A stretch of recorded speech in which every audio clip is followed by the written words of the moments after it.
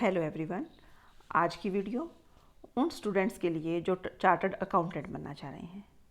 Commerce का बहुत ही बेहतरीन कैरियर, या आप ये कहें सबसे बेहतरीन कैरियर कॉमर्स स्टूडेंट्स के लिए चार्टर्ड अकाउंटेंसी। चार्टर्ड अकाउंटेंट आप बनेंगे तो नो डाउट एक बहुत ही बढ़िया कैरियर है। आपकी पे बहुत अच्छी होती है, आपका एक रेपुटेशन होती है।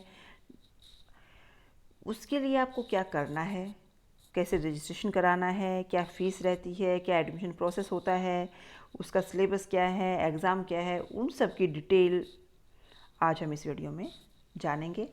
आई होप ये आपको हेल्प करेगी अपना career as are chartered accountant अगर आप बनाना चाहते हैं तो चलिए शुरू करते हैं। सबसे पहले चार्टर्ड अकाउंटेंसी होती क्या है। ये एक रिवॉर्डिंग कैरियर है फाइनेंस के सेक्टर में, इन्वेस्टमेंट कंसल्टेंसी के सेक्टर में या फंड मैनेजमेंट के सेक्टर में। मतलब आप फाइनेंस मैनेज करना चाहते हैं, इन्वेस्टमेंट कंसल्टेंट आप बन सकते हैं, फंड मैनेजमेंट आप कर सकते हैं। चार्टर्ड अकाउंटेंसी में ये सब पढ़ा जाता है, समझाया जाता है, ट्रेनिंग दिया जाता है। आपको अकाउंटिंग प्रिंसिपल की, टैक्सेशन की, ऑडिटिंग की, कंपनी लॉ की बहुत ही बढ़िया नॉलेज इसमें हो जाती है चार्टर्ड अकाउंटेंसी में। इन सब नॉलेज के साथ आप किसी भी बिज़नेस के अकाउंटिंग मैटर्स को, टैक्सेशन के मैटर्स को, इन्वेस्टमेंट के मैटर्स को, फाइनेंशियल स्टेटमेंट को ऑडिट करना है, फाइनेंशियल डॉक्यूमेंट को रिव्यू करना है, प्रिपेयर करना है रिपोर्ट्स को, वो सब चीज़ें इसमें आप कर सकते हैं। तो चार्टर्ड अकाउंटेंसी अपने आप में बहुत ही बढ़िया career as a commerce student आपको ऑप्ट करने के लिए रहता है।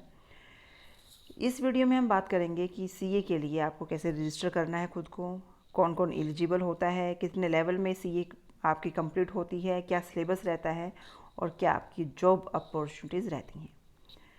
रजिस्ट्रेशन की बात करें तो ऑनलाइन रजिस्ट्रेशन आप आईसीआई की वेबसाइट पर जाकर अपना कर सकते हैं, फ़ीस पे कर सकते हैं।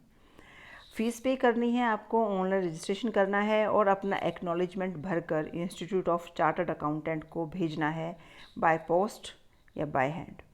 ये एक्नॉलेजमेंट को भरकर जमा करवाना ऑप्शनल है। सीए के एग्ज़ाम 2 बार कंडक्ट होते हैं एक साल में, मई के महीने में और नवंबर के महीने में। अगर मई में आपको अटैम्प्ट करना है तो सितंबर तक रजिस्ट्रेशन करा लीजिए, और नवंबर में अगर आपको अटैम्प्ट करना है तो मार्च तक रजिस्ट्रेशन आप करा लीजिए।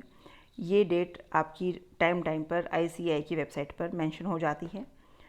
आज के दिन 5 रीजनल काउंसिल्स हैं, ये नाम मैंने लिखे हुए हैं, ठीक है। कहाँ कहाँ है ये भी आप लिखा हुआ है कि हेडक्वार्टर इनके कहाँ है, मुंबई, चेन्नई, कोलकाता, कानपुर एंड न्यू दिल्ली में इनके 5 रीजनल काउंसिल्स के हेडक्वार्टर्स हैं। करंटली 164 ब्रांचेस इंडिया में काम कर रही हैं और 34 चैप्टर्स आउटसाइड इंडिया इसके काम कर रहे हैं। जिस भी सिटी में आप हैं, आप अपने नियर बाय ब्रांचेस को चेक कीजिए कि आप अपना रजिस्ट्रेशन कहाँ करा सकते हैं। आईसीआई की वेबसाइट पर जाकर आप ये चेक कर सकते हैं। एलिजिबल 2 तरह से आप होते हैं। अगर आपने 12th किया है और आप चाहते हैं कि मैं सीए करूं तो आप सीपीटी रूट एडॉप्ट कीजिए। आपने ग्रेजुएशन किया है और अब आप चाह रहे हैं कि मैं सीए करूं तो आप डायरेक्ट एंट्री रूट करें। सीपीटी रूट में क्या करना है आपको, देखिए कॉमर्स स्टूडेंट हैं आप तो 50% आपका एग्रीगेट होना चाहिए 12th के एग्ज़ाम्स में सीपीटी के लिए एलिजिबल होने के लिए। अगर आप आर्ट और साइंस के स्टूडेंट हैं तो आपका 55% एक्सक्लूडिंग मैथमेटिक्स और 60% इंक्लूडिंग मैथमेटिक्स 12th में स्कोर होना चाहिए। इसमें आपको कम से कम 4.5 से 5 साल सीए बनने में लगेंगे। आफ्टर ग्रेजुएशन आप चाह रहे हैं कि आप सीए में रजिस्टर कराएं, इसे हम डायरेक्ट एंट्री रूट बोलते हैं। कॉमर्स ग्रेजुएट के लिए आपका स्कोर 55% होना चाहिए। अगर आप साइंस और आर्ट्स से ग्रेजुएट हैं तो 60% स्कोर आपका होना चाहिए, तभी आप सीए के लिए रजिस्टर करा सकते हैं। इसके अलावा अगर आपने सीएस में एडमिशन ले लिया है या सीडब्ल्यूए में एडमिशन ले लिया है और अब आप चाहते हैं कि आप सीए करें तो बिल्कुल आप कर सकते हैं। इवन आपको कुछ एग्जम्पशन भी मिलती हैं। और पर ज़रूरी है सीएस के लिए कि आपका इंटरमीडिएट एग्ज़ाम क्लियर हो चुके हों, जो कि आईसीएसआई द्वारा कंडक्ट करवाया जाता है। सीडब्ल्यूए का भी इंटरमीडिएट एग्ज़ाम जो कि आईसीडब्ल्यूए कंडक्ट करवाता है, वो क्लियर होना चाहिए। आपको कुछ एग्ज़ाम की एग्जम्पशन मिलती हैं, वो एग्ज़ाम कि आपको क्या एग्जम्पशन है वो आप जब आप इसको करेंगे तब आपको साइट से पता चल जाएंगी। इसके लिए आपको कम से कम 3 साल लगेंगे डायरेक्ट एंट्री रूट से आप अगर सीए करते हैं तो। सीए 3 लेवल में पूरा होता है। मैं यहाँ से 12th से या सीपीटी रूट की मैं बात करती हूँ। तो सबसे पहले फाउंडेशन कोर्स होता है जिसे सीपीटी बोलते हैं, कॉमन प्रोफिशिएंसी टेस्ट। दूसरा लेवल आपका आता है आईपीसीसी जिसे आप इंटरमीडिएट कोर्स बोलते हैं। और तीसरा लेवल होता है फाइनल कोर्स, और फाइनल कोर्स के बाद आप सीए बन जाते हैं। ऑन एन एवरेज आपको 3 साल लगते हैं सीए कम्प्लीटली बनने में ग्रेजुएशन के बाद, लेकिन जैसे ही आप फेल हो जाएंगे तो 6 महीने का टाइम पीरियड बढ़ जाता है हर फेल्ड अटैम्प्ट के साथ में। एग्ज़ाम ग्रुप वाइज होते हैं, सब्जेक्ट एलोकेशन किया हुआ है, 2 से 3 घंटे का एक एग्ज़ाम होता है।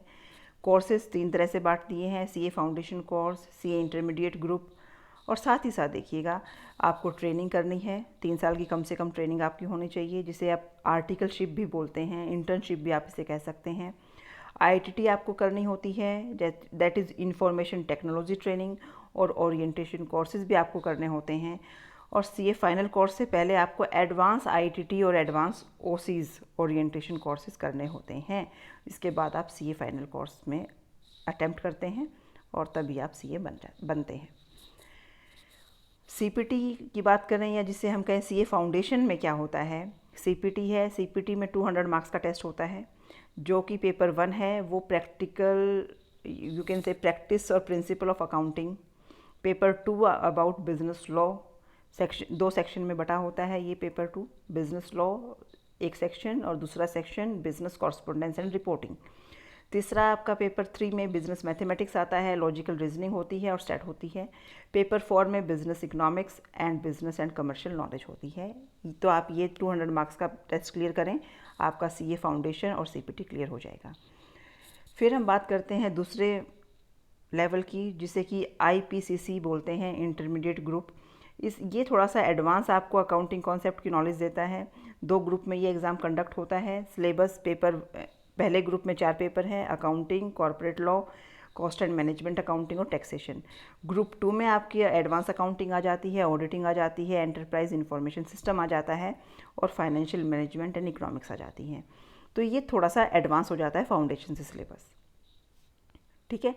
अब बात आती है सीए फाइनल कोर्स की। सीए फाइनल कोर्स में आप क्या करते हैं, इसमें भी 2 ग्रुप होते हैं।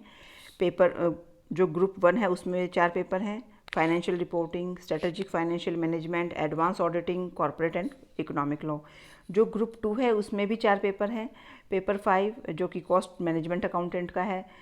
पेपर 6 इलेक्टिव होता है जिसमें इलेक्टिव सब्जेक्ट्स मैंने दिए हुए हैं, risk management, capital market, international taxation, economic law या multi disciplinary case study. Paper 7 आपका डायरेक्ट टैक्स से रिलेटेड होता है, डायरेक्ट इंटरनेशनल टैक्सेशन जिसमें आएगा। और पेपर 8 में आपका इनडायरेक्ट टैक्स लॉ आएंगे जिसमें आप जीएसटी फिलहाल पढ़ते हैं, ठीक है। तो ये आपका फाइनल कोर्स है। देखिए हमने 3 कोर्स में किया, फाउंडेशन, आईपीसीसी। अब हम एक बार फिर जाएँ तो CA foundation, IPCC and CA final course. अभी यहाँ पर ध्यान दीजिएगा, सुनिएगा, इसमें जब आप फाइनल कोर्स में अटैम्प्ट करेंगे उससे पहले आपको ट्रेनिंग करनी होती है। देखिए जब आप 3 साल की प्रैक्टिकल ट्रेनिंग आप ज्वाइन कर लीजिए और 9 महीने की ट्रेनिंग के बाद आप एग्ज़ाम में अपीयर हो सकते हैं, ठीक है। 9 महीने की ट्रेनिंग आपकी पूरी हो चुकी है तो आप एग्ज़ाम दे सकते हैं साथ फाइनल ईयर के। अभी साथ ही साथ ट्रेनिंग से पहले भी ट्रेनिंग तो ज्वाइन करते हैं जिसे आप आर्टिकलशिप या इंटर्नशिप बोलते हैं। उससे पहले आपको 15-15 दिन के ओसीज और आईटीटी करने होते हैं। ओसीज और आईटीटी के लिए आप टाइम पे वेबसाइट पर चेक करें, उसके लिए एक्स्ट्रा फीस आपको पे करनी पड़ती है।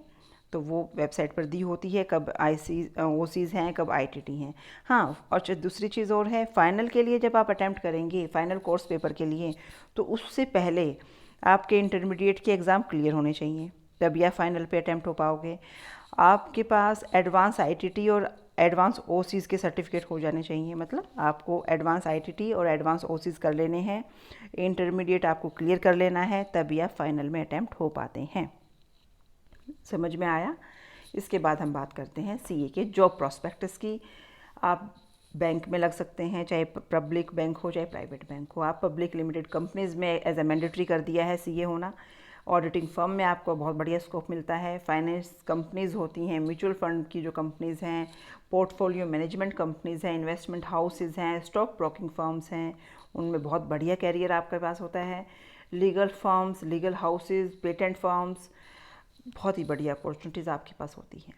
तो ग्रेजुएशन के बाद अगर आप सीए करते हैं तो आप इंटरनल ऑडिटर बन सकते हैं, कॉस्ट अकाउंटेंट आप बन सकते हैं, टैक्स स्पेशलिस्ट जो कि लीगल फर्म में बहुत बढ़िया काम करता है, इन्वेस्टमेंट बैंकर आप बन सकते हैं, एसेट मैनेजर आप बन सकते हैं, फाइनेंस मैनेजर, कंसल्टेंट आप बन सकते हैं, टैक्स ऑडिटर बन सकते हैं, रिसर्च में आप जा सकते हैं। इसके अलावा भी so many opportunities you can grab by as a CA. तो इन शॉर्ट मैं यही कहना चाहूँगी कि अगर आप एक बहुत ही बढ़िया कैरियर चाह रहे हैं, आपका बहुत बढ़िया इंटरेस्ट टैक्सेशन और अकाउंटिंग में है, आप चाह रहे हैं हाईएस्ट पेइंग प्रोफेशन, तो कॉमर्स में ये है। चार्टर्ड अकाउंटेंट का जो प्रोफेशन है हाईएस्ट पेइंग प्रोफेशन है कॉमर्स में। फ़ीस बहुत कम, इतनी हम ये नहीं कह सकते बहुत ज़्यादा फ़ीस लगती है। अराउंड 50,000 के अराउंड खर्चा आपका आता है तीनों कोर्सेज़ में। हाँ, एक्स्ट्रा फ़ीस आपको पे करनी पड़ती है आईटीटीज़ के लिए और ओसीज़ के लिए, ठीक है। और टाइम टाइम पर फीस में स्ट्रक्चर में चेंज हो जाता है, पेपर में चेंज हो जाता है। तो मैं यही सजेस्ट करूँगी कि आईसीएआई की ऑफिशियल वेबसाइट पर जाकर आप डिटेल्स चेक कर सकते हैं। आई होप ये वीडियो आपको कुछ हेल्प करेगी आपका career as a CA opt करने में। Thank you very much for watching this video.